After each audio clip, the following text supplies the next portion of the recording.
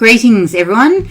This is in lieu of the live stream that we attempted to do earlier. We got stuck with technology. The internet just wasn't good enough from my house here in Melbourne, and so after 3 attempts I decided I'd just record it. So it's not as good as a live stream because I can't interact with you, but at least we can speak together today and join each other.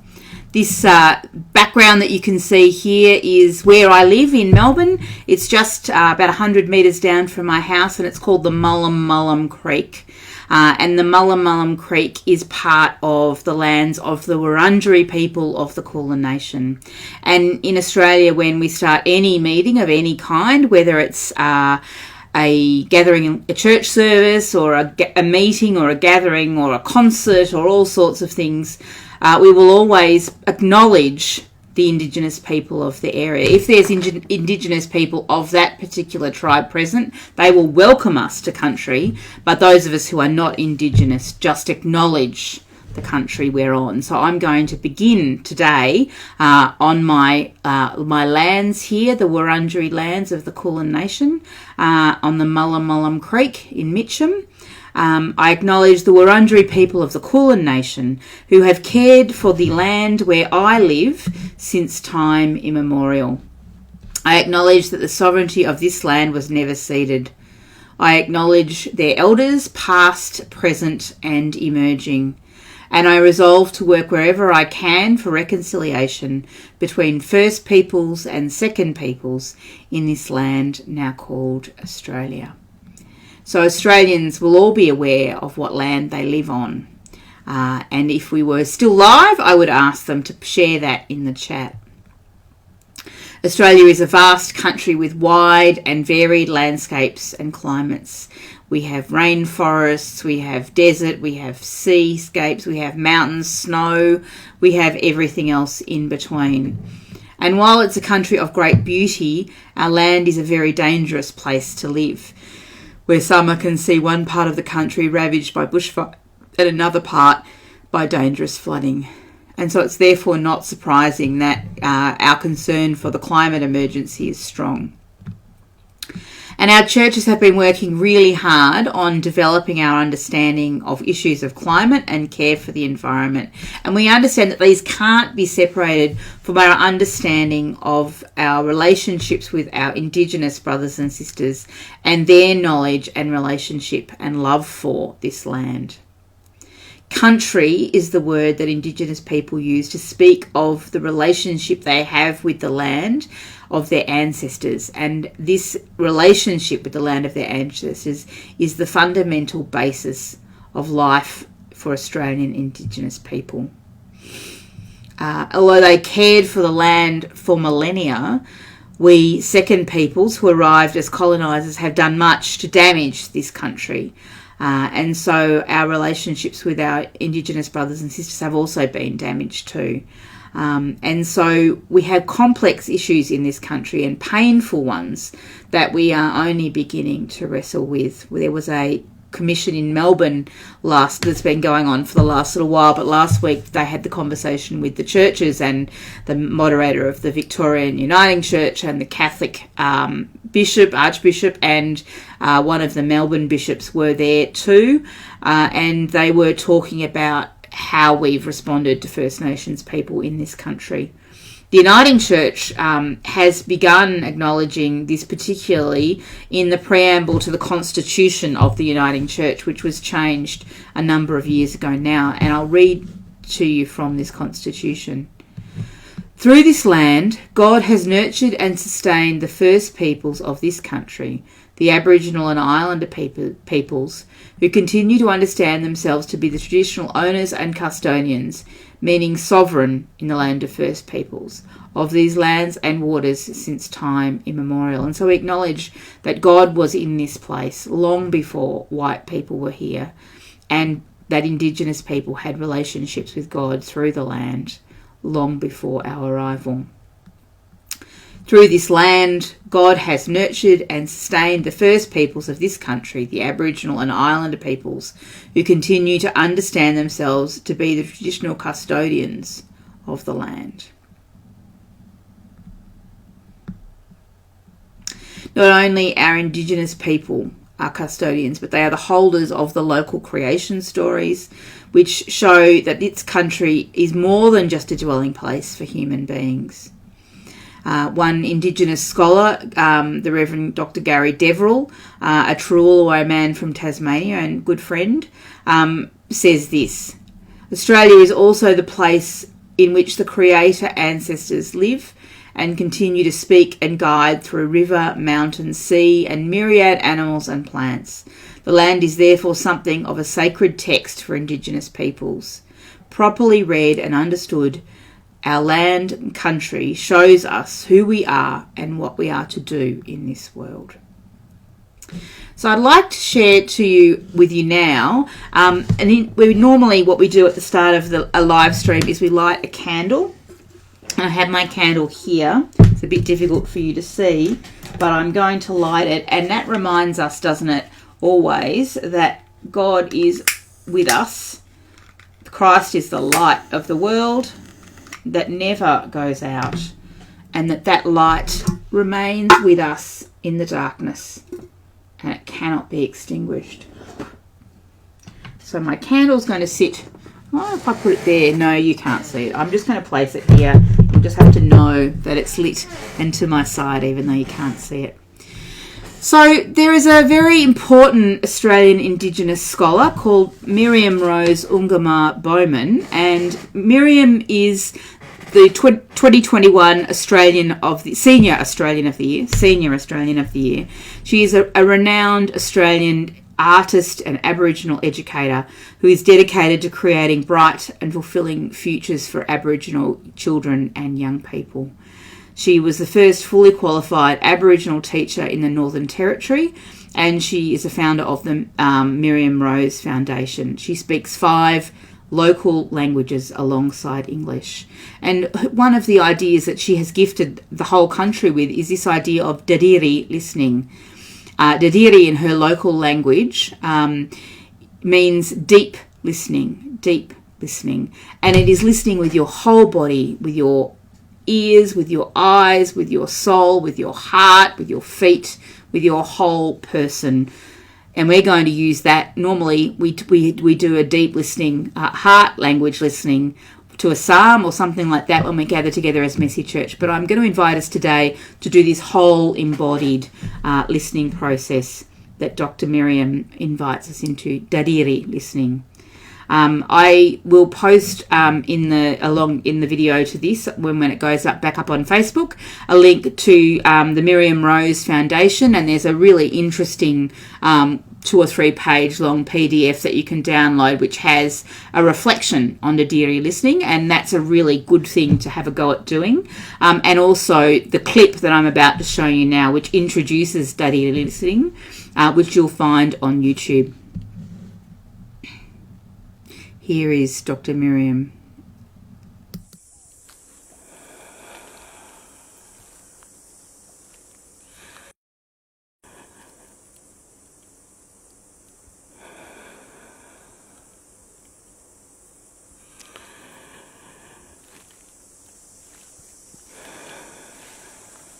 To know me is to breathe with me. To breathe with me is to listen deeply.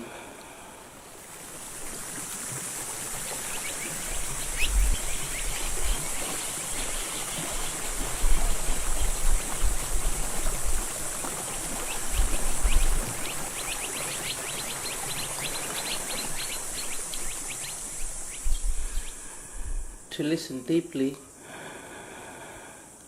is to connect.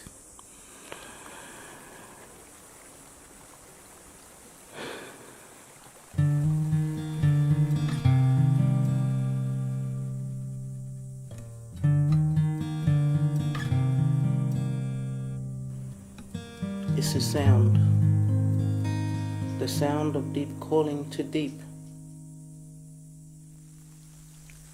Dadiri, the deep inner spring inside us. We call on it, and it calls on us.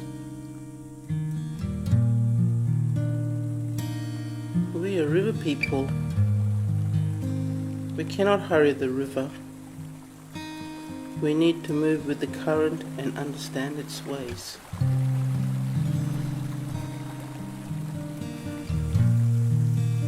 We wait for the rain to fill our rivers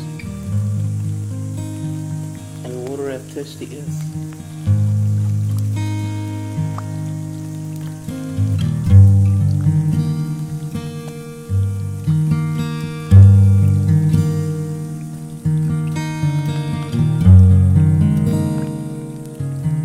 We watch our bush foods and wait for them to open before we gather them. We wait for our young people as they grow.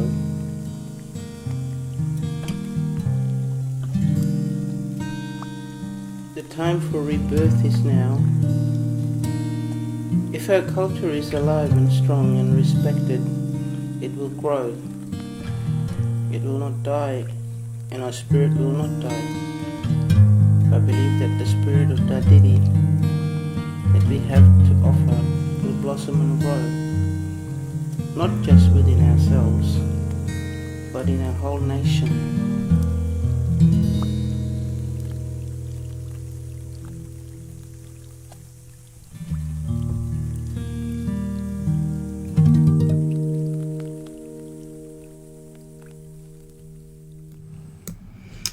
You'll find a longer version of that video on the Miriam Rose Foundation website, and you can make a donation to the work of the foundation in educating young Indigenous people across Australia, but particularly across the Northern Territory.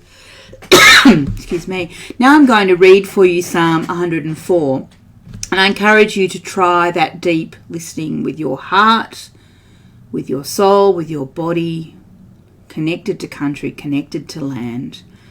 And when we're finished, if you're watching this on Facebook, you can make comments in the stream, even though it's not a live stream, where you can have where you can comment about what you heard, what God spoke to you about in this reading. Psalm 104. O Lord, how manifold are your works! In wisdom you have made them all. The earth is full of your creatures. There is the sea, great and wide. Creeping things innumerable are there, living things both small and great. There go the ships and Leviathan that you formed to sport in it. These all look to you to give them their food in due season. When you gave to them, they gather it up. When you open your hand, they are filled with good things. When you hide your face, they are dismayed. When you take away their breath, they die and return to their dust. When you send forth your spirit, they are created, and you renew the face of the ground. May the glory of the Lord endure forever. May the Lord rejoice in his works, who looks on the earth and it trembles, who touches the mountains and they smoke. I will sing to the Lord as long as I live. I will sing praise to my God while I have my being. May my meditation be pleasing to him, for I rejoice in the Lord. So I wonder what you heard in that psalm. What did you hear with your ears, with your eyes, with your heart, and with your whole body? What does the spirit of deep listening, of Dadiri, have to say to you in this reading today? Please place your comments in the chat. There's another good resource that I'd like to share with you, which we'll post in the chat a link to as well, which funnily enough, speaks about this very thing that I wanted to share with you this week. And as I was driving to work in the car the other day, I thought, oh, fantastic, my colleagues are speaking about this very thing. So the By the Well podcast is a lectionary podcast that comes out of Pilgrim College in Melbourne. And my colleague, Reverend Dr. Robin Whittaker, who was leading this week's podcast on the readings for Pentecost, was speaking this week to a guest Brooke Prentice, who's an Indigenous leader, an Indigenous Christian leader, and a fine theologian and biblical scholar in her own right. And Brooke was also speaking to Robin about creation, about the Indigenous understanding of land and country, and also of Didiri listening and how important it is to Indigenous people. So I encourage you, when you find the link, to click on it and have a listen, particularly if you're preparing worship for this Sunday, because it gives us a really interesting take on the idea of the Pentecost readings. So now let's move to A Messy Church Goes Wild, and just as an ad at the start to say that there's plenty of great resources for Messy Church Goes Wild. There's the fantastic book that came out a few years ago called Messy Church Goes Wild. This is it here, and there's a link to that in the chat.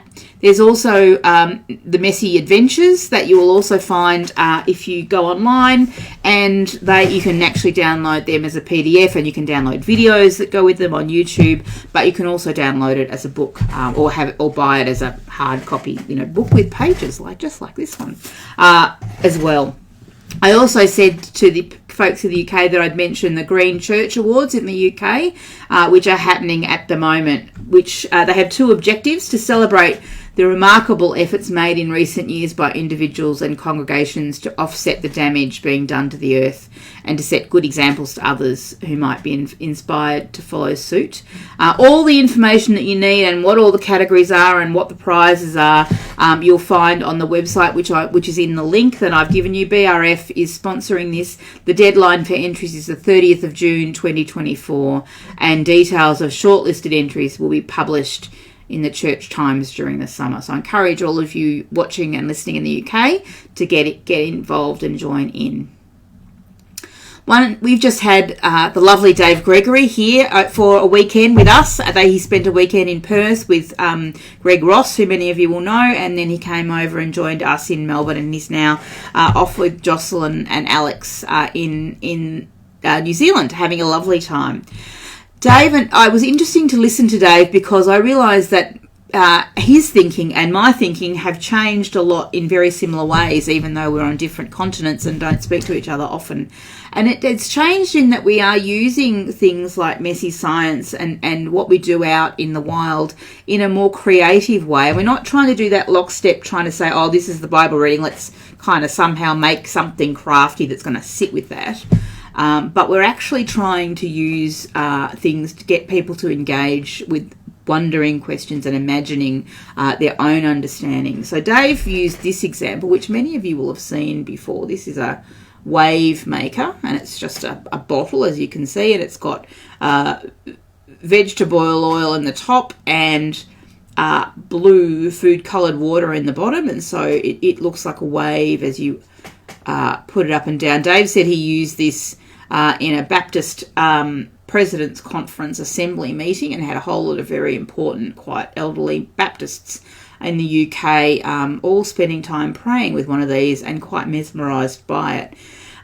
He asks questions when he's showing this about where the waves are in your life, what you might want to say to God about what's happening in your life and the waves and the issues that are going on in your life, where God might be present. And just to have a moment of reflection and prayer while looking at this wave maker, which I thought was a fantastic, very simple activity that any of us could do.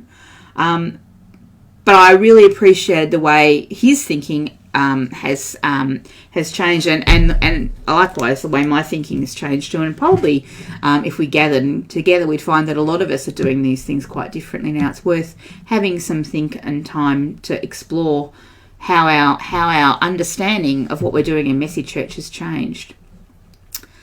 So here's a couple of pictures of Dave in Melbourne. You can see the Australian landscape and all those lovely big gum trees. This park is right in the centre of Melbourne. It's just near the Melbourne Zoo, for those of you that have been to Melbourne. It's called Royal Park, and it's a rewilded park, and they're protecting this piece of very important Melbourne grassland and bushland right in the centre of the city by moving some freeway around it, just like they have in the Mullumbulum Creek near my place, which I showed you earlier on. So there's a group of adults and kids joining together. outside to explore Messy Church Goes Wild together. Dave had a go at his favourite prayer rocket that he really enjoys doing, so we all shot our prayers off to God. There's my nearly adult-sized Sophia, very adult-sized Sophia, sending a prayer off to God by stamping on that bottle and sending the prayer up into the air. And this was a fantastic thing. This is my wow experience. Dave encouraged us to work out what our wow experiences were about nature, and this was my wow experience.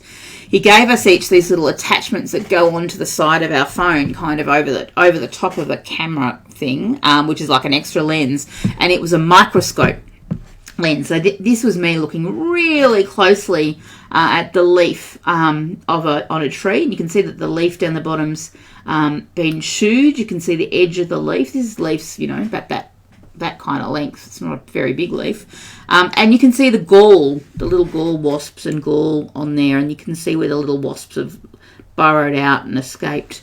I found it really interesting how those gall are all in lines. And every time you see them on a leaf, they're all in straight lines, which is really weird, and I don't know why that is, but I found it really fascinating. So we were looking at the whole tree and the whole organism and how it provides relationships to the birds and the possums and all the other things that fly around in it, right down to the tiny, tiny microscopic little plants and all the little sucker trees that were growing up in the ground around it, ready to take over as well. So we had a wonderful time exploring in the nature just around our park. There's some other fantastic things happening in Australia. In WA, Greg Ross continues to have his Messy Church camp. They go for a week or two and they explore nature. They go on bike rides, they do hunts and all sorts of interesting things together. This time, if you have a look on Facebook, on the Messy Church Australia Facebook, and scroll back a bit to January, you'll find that they did a baptism out in the sea. I think it's on the edge of the water in the sea, of an adult and their child from the Bunbury Uniting Church Messy Church community, which was a very exciting opportunity for that community to experience together as part of their Messy Church camp. Another thing which it's really important to say that we're doing a lot of is using lots and lots of sustainable elements. So we've given up, like you have in the UK, on all sorts of glitter and plastics and single-use items in craft activities. We're not using any of that anymore, and we're using a lot less stuff and really trying very hard to use either sustainably sourced or junk items from the reverse art truck and all sorts of things like that in our Messy Churches, so as to be sustainable in what we do. So quite often before Messy Church, I'll send out a message like, oh, please can you all bring such and such from home, or if you happen to have really lovely flowering plants in your garden right now, could you bring some?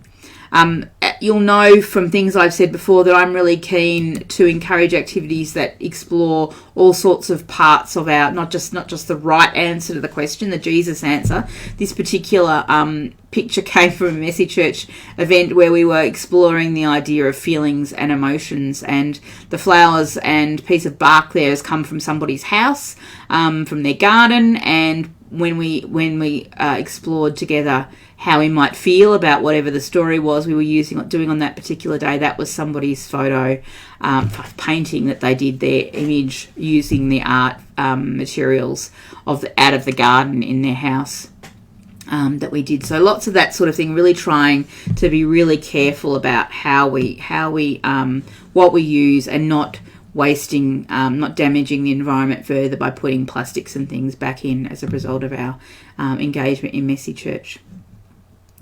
One of the things we've become quite careful about in Australia is what we do with seeds. And so this is my former congregation. I'm now working for the Synod, but this is the congregation I worked with up until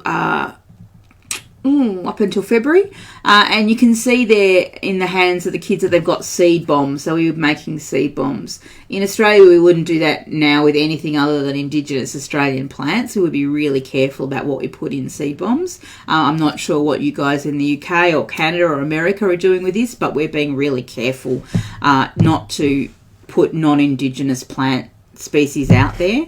And we've also stopped doing any of the activities that involve making seed feeders for birds. And this is partly because in my own context, one of the scientists that are part of our Messy Church community works in bird populations and caring for bird populations down at Wilson's Promontory, and he insists on not providing extra feed or extra seeds that are not environmentally available for birds. So that's become something that we've shared around Australia, and I'm share it again here so that if there's Australians listening, they would hear that. So all those activities around bird feeders we're trying to avoid. It'd be interesting to think about that in the context of other countries and whether that's still a good idea or not helpful for the planet.